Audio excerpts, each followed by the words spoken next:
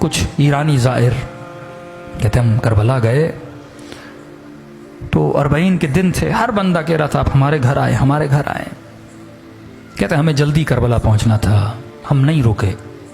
ایک چھوٹا سا گاؤں تھا بیچ میں، ایک بوڑھا 75 سال کا، اس نے آ کر ہمارے قدم پکڑ لیے، اتنی شدت سے رو رہا تھا، لگ یہ رہا تھا اگر اس کی دعوت کو قبول نہ کیا کہیں اسے یہیں پہ سخت تاری نہ ہو جائے، کہ زیادہ نہیں بس آؤ میرے سفرے پہ کھانا کھاؤ، اگر تو میرے سفرے پہ کھانا کھائے گا میں ایسے محسوس کروں گا کہ گویا حسین میرے گھر میں مہمان بن کے آئے ہیں۔ خلوص ہم نے کہا بوڑھا ہے، ہم نے کہا ٹھیک ہے کھانا کھائیں گے پر جلدی نکل جائیں گا، ٹھیک ہے 1-2 گھنٹہ آرام کرو، اپنی جورابیں دو، میلے کپڑے دو، وہ بھی دھلنے کے لیے دیتا ہوں، تھوڑے فریش ہو جاؤ گے، 2 لقمے کھانے کھاؤ، مجھ غریب کا دل خوش ہو جائے گا۔ کہتے ہیں اس کے گھر ہم چلے گئے، اس نے کہا ٹھیک ہے میں 1 گھنٹے میں کھانا تیار کرتا ہوں۔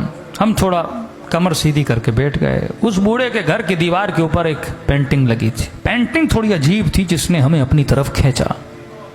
ہم نے کیا دیکھا، اس پینٹنگ پہ ایک تابوت ہے، میت ہے اندر، اس تابوت کے ساتھ میں قبر ہے کھدی ہوئی۔ ہم نے کہا یہ کیسی پینٹنگ ہے، لوگوں کے گھروں میں جاؤ یا کربلا کی ذریعے یہ چیزیں ہیں، لیکن یہ کیسی پینٹنگ ہے جس میں تابوت ہے، تابوت کے اندر میت اور سامنے کھدی ہوئی قبر ہے۔ بوڑھا آیا، ہم نے کہا بوڑھے بتاؤ یہ پینٹنگ کا ماجرا کیا ہے؟ اس نے کہا پہلے کھانا کھا لو، کہیں ایسا نہ میں بتاؤں تم رونے لگو، مولا کے ظاہر ہو، سکون سے کھانا کھاؤ۔ اصرار کیا کہ نہیں کھانا کھاؤ۔ کھانا کھا لیا ہم نے کہا اب بتا، کہ یہ جو تابوت دیکھ رہے ہو یہ میرا تابوت ہے، یہ جو قبر دیکھ رہے ہو یہ میری قبر ہے۔ ایک دن میں مر چکا تھا، میرا جنازہ تابوت میں تھا، اسی طرح میری قبر کھدی ہوئی تھی۔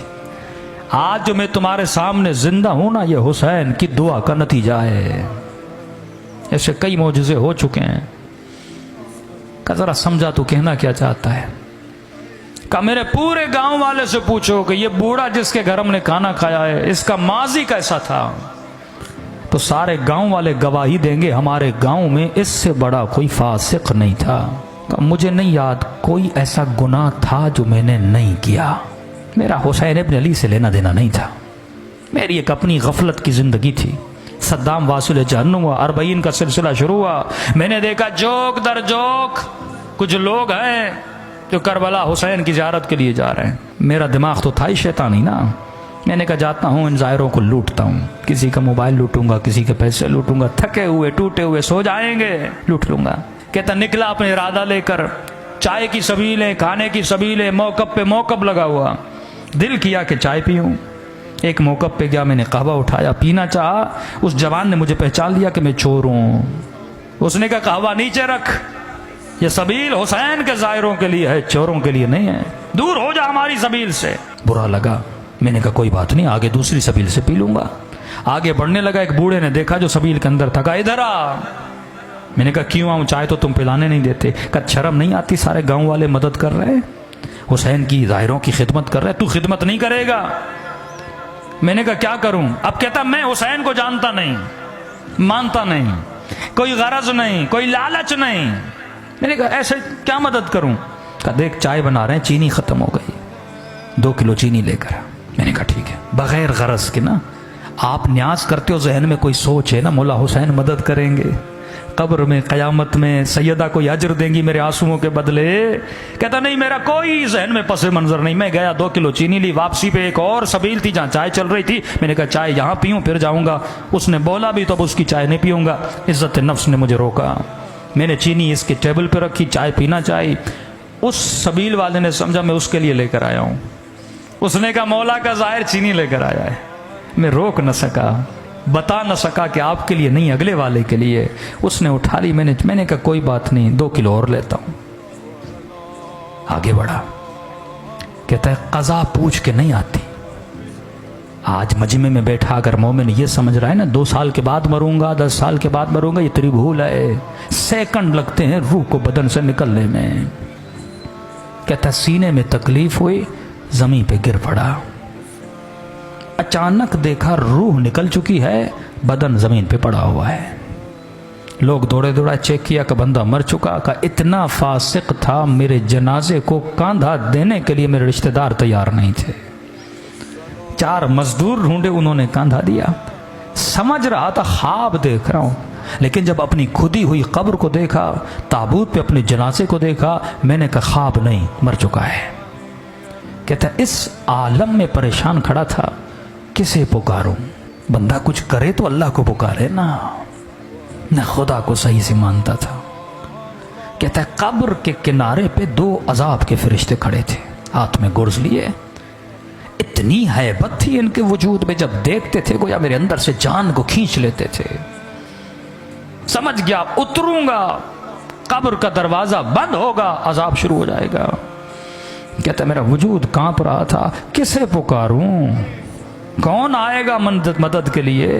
اتنے میں میرے پیچھے سے ایک میٹھی سی آواز آئی، اور آواز نے ملائکوں کو مخاطب کیا، اے ملائکۃ اللہ، میرے دوست کو ڈرا کیوں رہے ہو؟ میں نے کہا کون ہے اس عالم میں مجھے اپنا دوست کہہ رہا ہے؟ کہتا ہے مڑ کے دیکھا تو ملائکوں نے بڑے ادب سے اسے جھک کے سلام کیا اور کہا السلام علیک یا ابا عبداللہ الحسین، حسین شہید کربلا۔ حسین نے مجھے اپنا دوست کہا۔ کہ مجھ سے زیادہ ملائکوں نے تعجب کیا کہ مولا یہ رہا اس کا نام اعمال، دور دور تک آپ کے کردار کی اس کے اندر خوشبو نہیں ہے، یہ آپ کا دوست کیسے بنا؟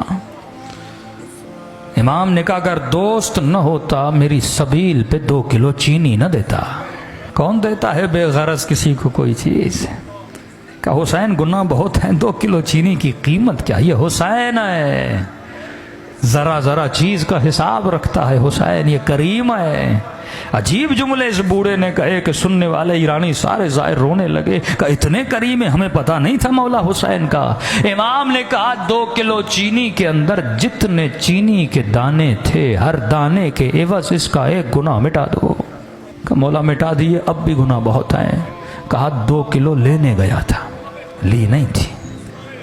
اگر تو کربلا جانے کی نیت کرے بیچ میں مر جائے نا، ثواب لکھا جائے گا۔ آیا تو تھا نا، نیت تو کی تھی نا۔ امام نے کہا دانوں کو کاؤنٹ کرو، ہر دانے کے بس۔ کہنے لگے مولا حسین اب بھی گناہ بہت ہے۔ بوڑھا رو کر اپنا سر پیٹ کے کہنے لگا جب یہ کہا نا مولا اب بھی گناہ زیادہ ہے، کہتا میں نے سر جھکا لیا، اب حسین کیا دیں گے؟ کچھ ہے ہی نہیں۔ کہ مولا حسین نے کہا اور کتنے کلو کی ضرورت ہے؟ حسین خود خرید کے دے گا۔ کہ ایک شفقت بھری نگاہ سے مجھے دیکھا، کہا واپس چلا جا، اور بن کے واپس آنا۔